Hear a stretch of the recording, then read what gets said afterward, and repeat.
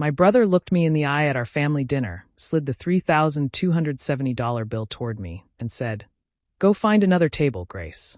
You're not one of us anyway. Please stay with me as I tell you my story. And please don't forget to support our channel by subscribing, liking, and sharing with your loved ones." I didn't know what to say. The restaurant was quiet enough that I could hear the sound of my own heartbeat, loud and ugly in my ears. Everyone else at the table went still. My mother's fork clinked against her wine glass, my father looked down at his plate, and my sister Ivy gave a nervous laugh like it was a bad joke. But Caleb wasn't joking. His smirk didn't waver. His eyes stayed locked on me like he was daring me to argue. All I could think was how I'd spent the last 3 months saving for this night. It was supposed to be a celebration, Mom and Dad's 30th anniversary. I'd booked the restaurant, ordered the cake, even arranged for the violinist who was now awkwardly tuning his instrument a few feet away. I had imagined laughter, stories, maybe even warmth. I didn't expect humiliation. "Caleb," I said quietly, "that's not funny." He leaned back in his chair, folding his arms. "Who said I was trying to be funny? You wanted to play Daughter of the Year, right? Pay up." My father cleared his throat, but didn't look at me.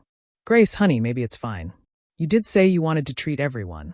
"I meant I wanted to organize it," I said, my voice shaking. "Not pay for it all." Mary Ann, my adoptive mother, sighed, looking at me with that same disappointed expression she'd perfected over the years. "Don't make a scene, Grace. We're in public." That stung worse than Caleb's words. Because it wasn't new. I'd grown up with that tone, the one that said I was something to be managed, not loved.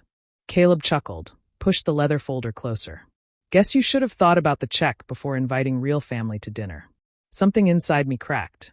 I felt my face burn, my throat tighten, but no tears came. I opened my wallet and saw my last credit card, the one I swore I wouldn't touch this month. The waiter hovered nearby, pretending not to hear. I swiped the card without another word. The machine beeped, and I signed my name with shaking hands. As I stood, I felt every pair of eyes in that restaurant on me. "Enjoy dinner," I said, forcing a smile that hurt my cheeks. "You can keep the leftovers." No one stopped me. Not even Ivy. Outside, the air was cold, cutting through my dress as I walked to my car. My hands were trembling on the steering wheel, my chest tight. For 21 years, I had called them family. Tonight, they reminded me I was only ever the guest at their table. That was the moment I knew something had ended, and something new was about to begin. When I got home that night, I sat in my car for a long time before going inside. The silence around me felt heavier than anything Caleb had said. I stared at the house I had grown up in, the same one where every corner carried a memory I wasn't sure belonged to me anymore. I was adopted when I was 6. I still remember the day they brought me here, a big white house with trimmed hedges and a porch swing that looked like something from a magazine. Marian had smiled at me, her lipstick perfect, her perfume sweet but sharp. "Welcome home, Grace," she said, her hand resting gently on my shoulder, as if afraid to touch me too much. Douglas stood beside her, tall and quiet, giving me a short nod instead of a hug. Inside, everything smelled of lemon cleaner and new furniture. Caleb was already there, older than me by 3 years, standing by the stairs with a curious frown. "That's her?" he asked. Marian shushed him, then told me to go play with Ivy, who was just a toddler at the time. Ivy smiled at me, handed me a doll, and for a moment, I thought maybe I could belong here. But belonging never really happened. Growing up, there were small signs, quiet moments that told me I wasn't quite one of them. When family friends came over, Marianne would introduce me as our little addition. At school events, she'd fix my hair, make sure I looked presentable, and whisper, "Remember to smile, Grace. People will notice you if you act nervous." Caleb would roll his eyes and say I was trying too hard. I tried to help in every way I could. I cleaned, studied hard, stayed out of trouble. I wanted them to be proud of me. But pride never came, only polite thank yous and quick nods. If Ivy brought home a drawing, it went on the fridge. If I brought home a certificate, it went in a drawer. Douglas was quiet most of the time. He didn't yell or hit, but he never really saw me either. He'd talk to Caleb about sports, to Ivy about her piano lessons, and to me about chores. Once, when I asked him if he thought of me as his daughter, he paused and said, "You're part of the family, Grace. That's what matters." But the way he said it felt more like duty than love. The older I got, the more I noticed how different I was treated. Caleb could skip school and still get a smile. I missed one homework deadline and got a lecture about gratitude. Ivy could cry and be comforted. I cried once and was told not to make things harder for everyone. Holidays were the worst. There was always a big dinner, laughter, and gifts for the kids. Caleb and Ivy would open presents wrapped in shiny paper, and mine would come last, smaller, simpler. "We didn't forget you," Marianne would say, as if I should be thankful for being remembered at all. Looking back now, I can see it clearly. I wasn't a daughter to them. I was a reminder of something they had done out of kindness or maybe guilt, but never love. They gave me food, clothes, and shelter, but never a sense of home. After the dinner, sitting in my car, I started replaying every memory, every smile that didn't reach their eyes, every hug that felt forced. I used to think I was the problem, that if I tried harder, they'd love me more. But that night, I finally understood. It wasn't me. It never was. I wasn't part of the Alden family. I was just the girl they let stay. I couldn't sleep after that dinner. Every time I closed my eyes, I saw Caleb's face, the smirk that told me he enjoyed watching me break. The house was quiet, but my thoughts were loud and messy. I checked my phone out of habit and saw a new message from him. "You can't buy family, Grace. You should have stayed where you came from." I stared at the words until they blurred. My chest felt tight, like I couldn't breathe. It wasn't just the message, it was what it meant. Caleb had said the one thing I always feared was true. I put the phone face down on the nightstand and tried to calm myself, but my hands kept shaking. After a while, I got up and went to the small storage closet at the back of my room. Inside was a box I hadn't opened in years, the one that held my old adoption papers and a few things from my childhood. I pulled it down and sat on the floor. The box smelled like dust and paper. Most of it was legal documents, photos, and school certificates. But tucked between two files was a small, faded envelope. It had my name written in careful handwriting, for Grace. My heart started racing. The ink was smudged in places, and the paper looked old, maybe older than I was when I moved in with the Aldens. I opened it slowly, afraid it might fall apart in my hands. Inside was a letter. "My sweet Grace, if you are reading this, it means I wasn't able to be with you. But I want you to know that I never stopped loving you. I tried to bring you home, but they said it wasn't allowed anymore. I hope someday you understand that you were never unwanted. You were taken from love, not left behind." The signature was simple, Mom. Tears filled my eyes before I could stop them. I read the letter again, slower this time, letting each word sink in. I had spent my whole life believing I was abandoned. Marian always said my real family didn't want me, that they gave me up because they couldn't handle another child. But this letter said something completely different. I kept reading, searching for more. On the back, there was another line written in smaller letters. "We tried to contact the Aldens, but they said it would only confuse you." It felt like the air had been knocked out of me. I pressed the paper against my chest, shaking. Marian had lied. Not just about small things. She had stolen my chance to know the people who truly wanted me. For years, I'd tried to earn her approval, to be good enough to deserve her love. But now I saw what it really was, control. She didn't want me to find anyone else because she needed to keep the story perfect. The kind family who saved a poor girl. Anger replaced the sadness. It burned in a way that felt clean and sharp. I wasn't broken because my birth family didn't want me. I was broken because I believed Marianne's version of my life. I sat there until the sun started to rise, the letter still in my hand. The world outside looked the same, but everything inside me had changed. The lies, the distance, the humiliation, it all led to this moment. For the first time, I wasn't just hurt. I was awake. The morning after I found the letter, I couldn't sit still. My mind was spinning with questions that had no easy answers. For years, I'd believed the story Marianne told, that my birth parents were unstable, that I was lucky to be rescued. Now, that version of my life didn't make sense anymore. I decided to find out the truth myself. I started with the old adoption box again, this time reading every document carefully. The papers listed the agency name, the court that handled the adoption, and a few addresses that looked familiar. One of them was crossed out with a pen, as if someone didn't want it to be read. That was enough to make me curious. I called the adoption agency first. The woman on the phone sounded polite but firm, saying records that old were sealed. I told her I just wanted to know about my biological family's background. Nothing private, just the basics. After a pause, she said, "They weren't poor, Grace. They were actually approved to regain custody, but your adoptive mother refused further contact. Her words hit harder than I expected. My hands went cold. She refused contact? I asked. Yes, the woman said gently. There are notes here. Your biological family reached out several times in the first few years. We were told by Mrs. Alden that continued communication would be emotionally harmful to you. I ended the call without knowing what to say. I sat in silence, staring at the wall. Everything I thought I knew about my past was crumbling. Marian hadn't just lied. She had kept me from the people who wanted me. I drove to the courthouse that afternoon, hoping to see the files myself. The clerk looked up my case, and though most records were sealed, she confirmed what I feared. Your biological parents petitioned to have supervised visits, she said. It was denied after your adoptive parents filed an objection. I asked if there was any record of why. The clerk handed me a photocopy of a handwritten note. It said, "Contact terminated at request of adoptive mother. No further communication permitted." The paper felt heavier than it should have. I stared at those words, feeling something inside me twist tight. Not sadness this time, but anger. That night, I searched for my biological family online. I found a name that matched the signature from the letter, Margaret Hollis. There was an old obituary from 8 years ago. She had passed away in Ohio. My chest ached as I read it. The woman who wrote me that letter had died thinking I never wanted to see her. But there was more, a list of surviving relatives. One of them was an aunt named Elaine Hollis. She still lived in the same town. I copied the address down, staring at it for a long time. For once, I didn't cry. I didn't break. The sadness that usually swallowed me after every disappointment wasn't there this time.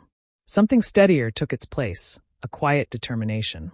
I looked around my small apartment, at the photos of the Aldens hanging on the wall. They didn't look like family anymore. They looked like strangers who had borrowed me for a while. That night, I packed the letter into my bag and sat by the window. The sky was dark, but I didn't feel lost. I was done believing their story. I was done being grateful for their version of love. It was time to find out who I really was. And this time, I wouldn't ask for permission.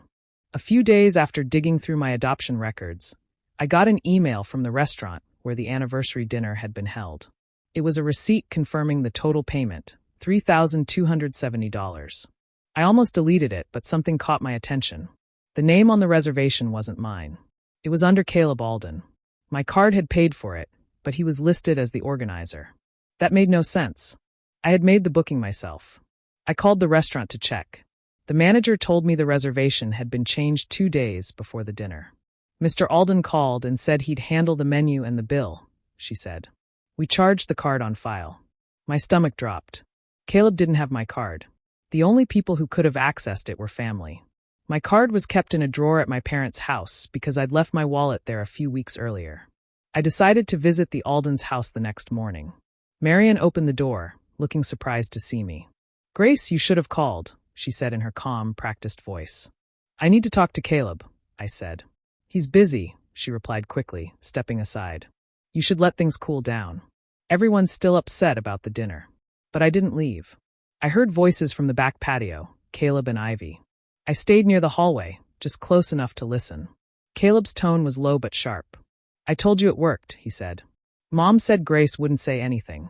She's too desperate to please everyone." Ivy sounded nervous. "What if she finds out it wasn't for the anniversary?" "She won't," Caleb said confidently. "That money covered the casino bill. Mom said it's handled now. Grace can afford it. She's always trying to show off anyway." The words hit me like a slap. They had used me. The whole dinner, the one I thought was to honor my parents, was a cover. My savings had gone to clean up Caleb's gambling mess. I stepped outside and both of them froze. "Handled now," I said quietly. "You mean my money fixed your problem?" Caleb's face turned red. Ivy tried to speak, but Marianne appeared behind me. "Grace, don't twist things," she said quickly. "Your brother just made a mistake." "A mistake?" I laughed, but it didn't sound like me. "You lied to me. You let me pay thousands of dollars to bail him out, and you didn't say a word." Marianne sighed like I was being dramatic. "Families help each other, Grace. That's what love is." "No," I said. "That's what manipulation is." Caleb's smirk returned, but his eyes gave him away. He wasn't proud, he was scared I'd do something. For once, I didn't feel small. I felt awake. I didn't yell. I didn't cry. I just looked at them one last time and walked out the door. I drove home shaking, not from fear, but from disbelief that they'd planned everything so easily. At home, I checked my bank account. Almost all my savings were gone.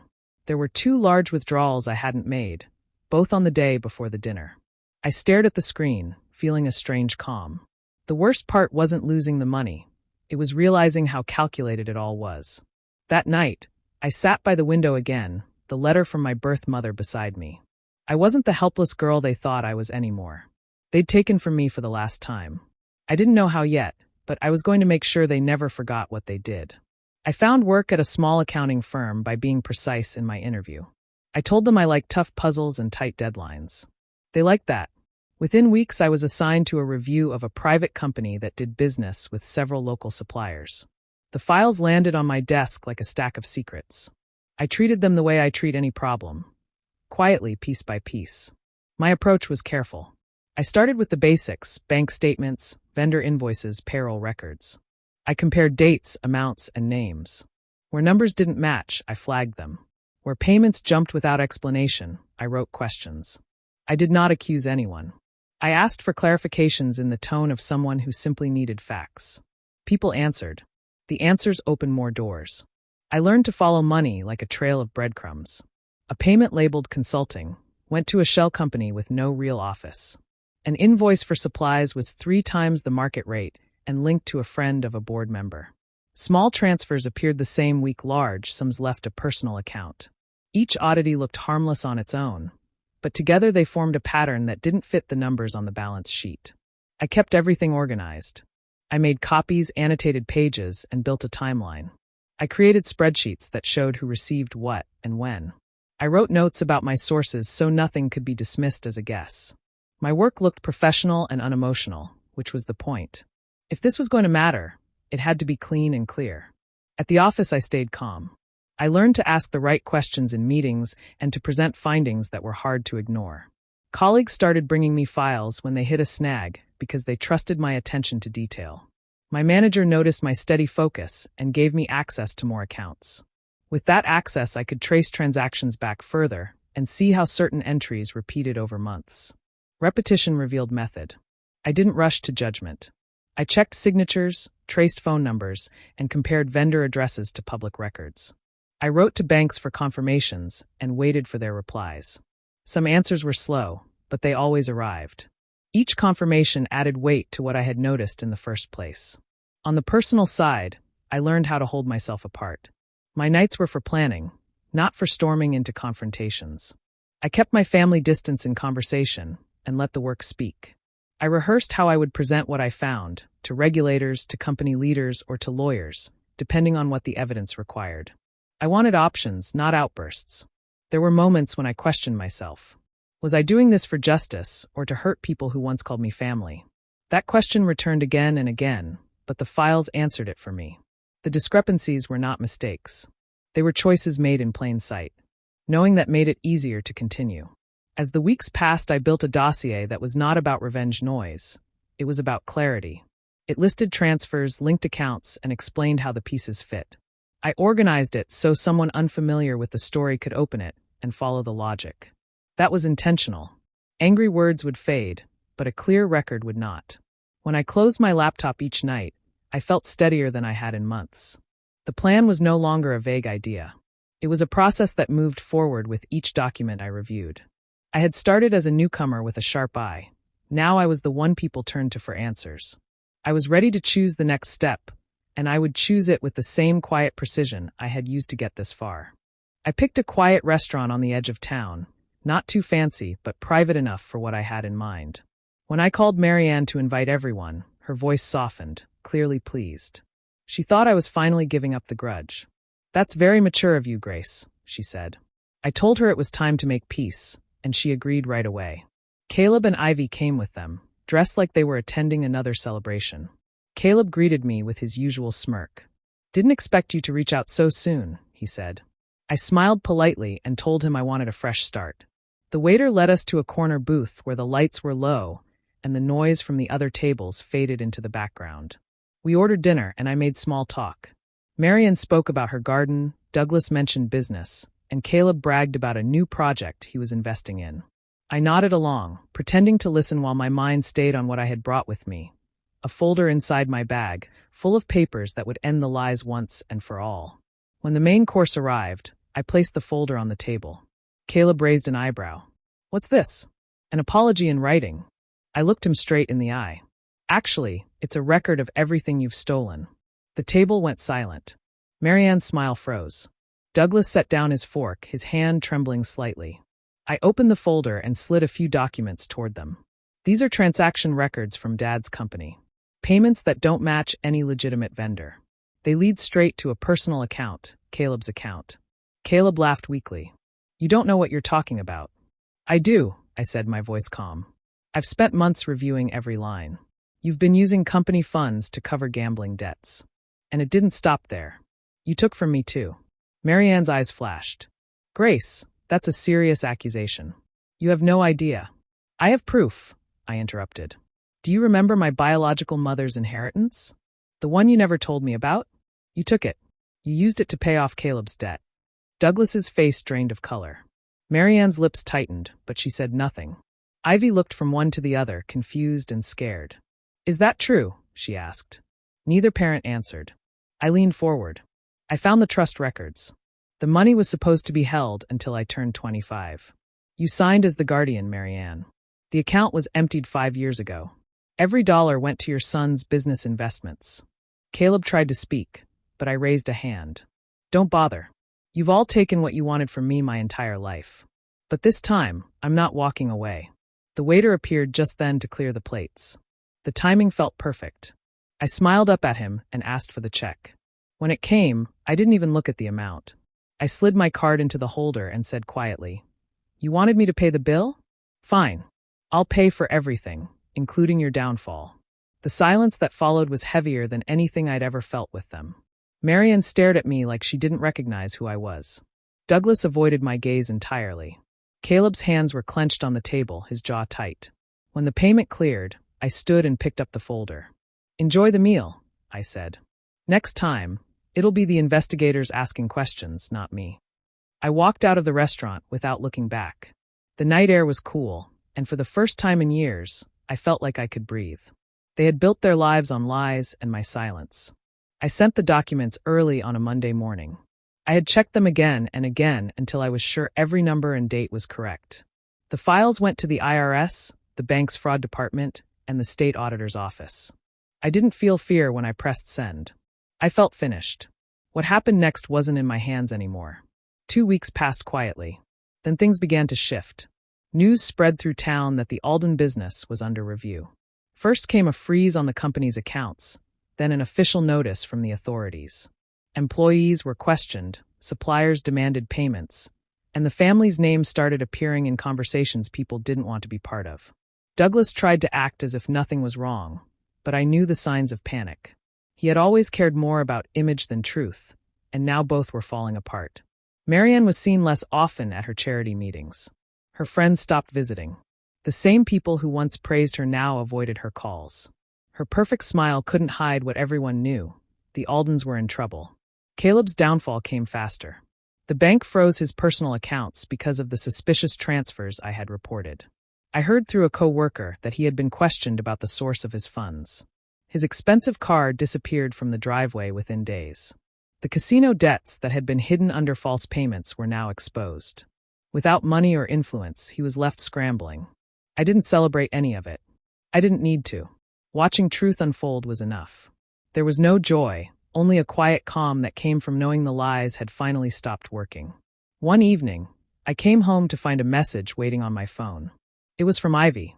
Her voice was soft and uneven. "Grace, I don't know if you'll even listen, but I had to say something. I'm sorry for staying quiet all those years. I should have stood up for you, but I was scared of them, of Mom especially. You never deserved what they did. I always looked up to you."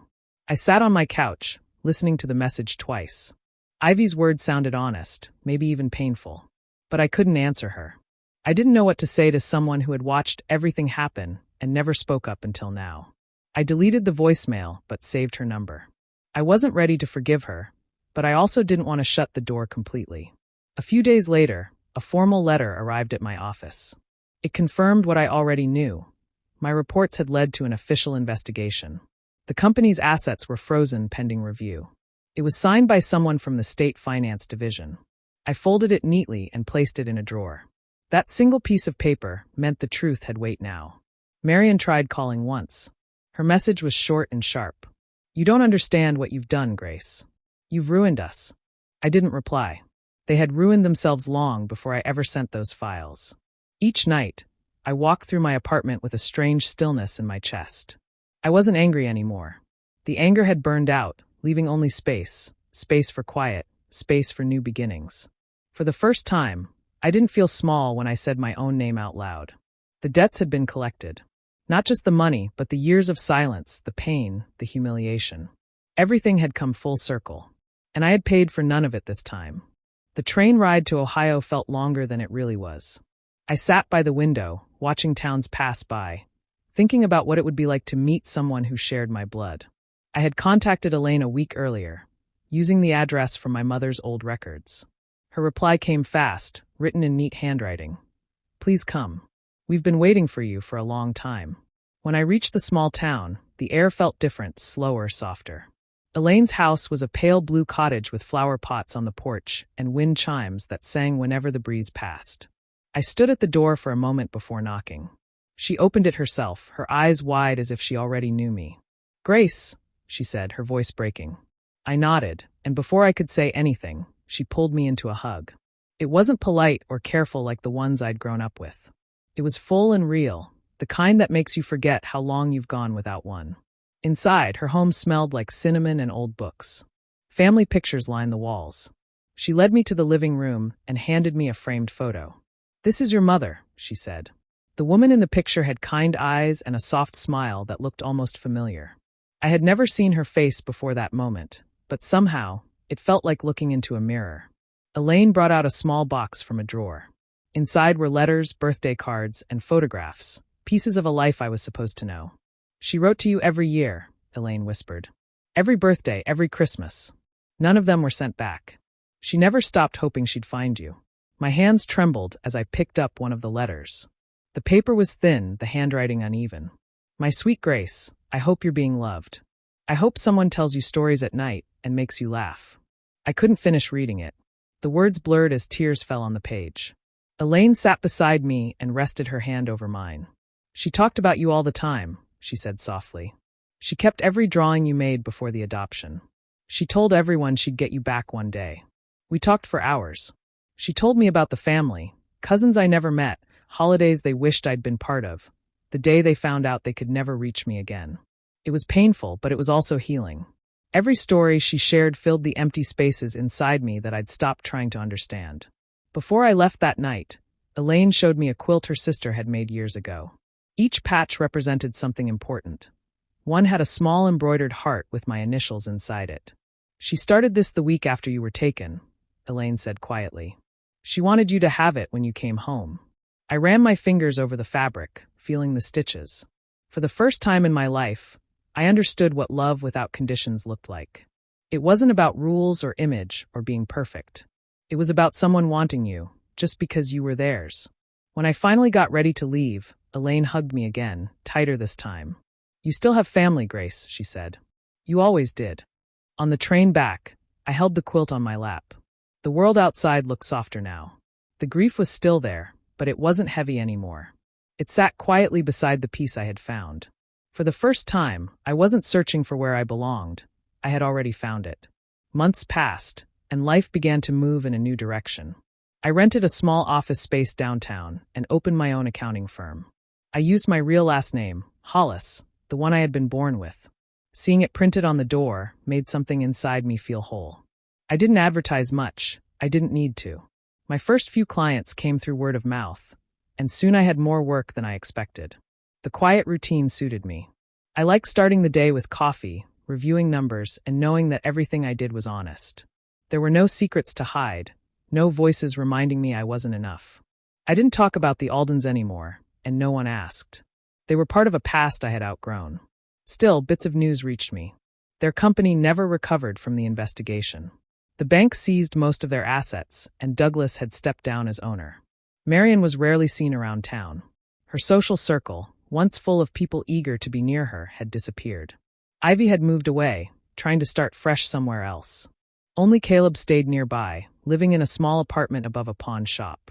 I didn't feel sorry for them, but I didn't feel happy about it either. What happened was the result of their own choices. I had simply stopped covering for them. One rainy evening, as I was closing my office, someone knocked on the door. I turned and saw Caleb standing outside, soaked from the rain. He looked thinner, older, the arrogance gone from his face. For a moment, I didn't move. Then I unlocked the door. "Grace," he said, his voice low.